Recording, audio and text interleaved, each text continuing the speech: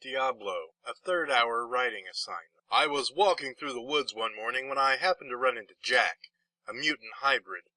I don't know where exactly he came from, but he didn't look too happy, so I greeted him like any spellbound mage would. I asked him who his creator was, and in a deep, scratchy voice from his 7'9" frame, he replied, "Diablo." Then we continued our conversation in typical interdimensional fashion. I kept asking myself why he had come up to the real world by himself. I asked him why he was here later on in the conversation, but he would only say he was here on a mission. It finally started to get dark, and I told Jack that I must leave for home to be with my family. I did not want to leave Jack, so I asked him to accompany me to my house. He agreed after I came to a demanding it so to be. We started back, but we had taken the shortcut through the uncharted woods when all of a sudden we were ambushed by a gang of barbaric heathens. I could see on their faces they were shocked by Jack. I believe they were in fear for their lives. From out of nowhere, Jack snapped their necks in an instant, like they were twigs on a branch. They were then thrown aside like they were never even there. I gave Jack a startled glare. I didn't know what to think. I started to rethink my invitation I had given him to come to my home. In the end, I thought it would be okay, because I did not believe he would harm me or my family.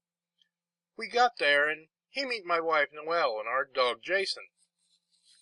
They seemed to be okay with Jack, even though he was a monster. We had roast beef for dinner, and I told them of our encounter with the gang. Then we all got a good night's sleep, which I well needed.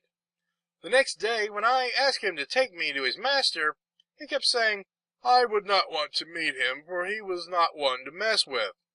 I did not listen to his pleas. Instead, I insisted he take me to see his master.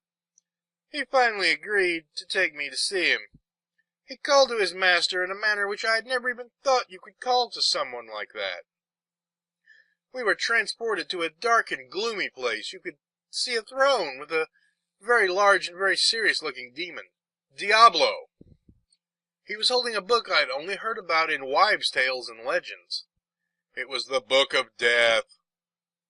It is said to be made of the impenetrable skin of Prometheus, not the Prometheus that stole fire from the gods and gave it to man. It was made of a particular material that shall never be destroyed. It holds the secret of life and death. I had been looking for that book for my whole life, and now it was in my grasp, so without thinking I leapt for it. But Jack grabbed me out of the air and probably saved my life. Greed is a powerful enemy in the eyes of a man who wants something so bad he would risk his life for that one thing. I asked Jack's master if he would teach me the secret of the book.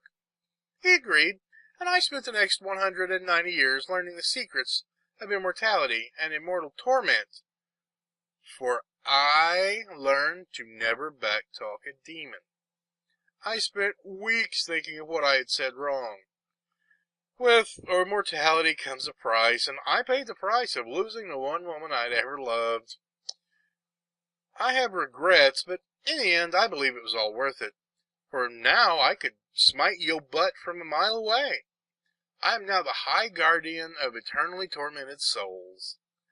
They are tortured in ways that would almost make you cry just to watch it. I myself am forever tormented with the thought I will never have possession of the Book of the Dead.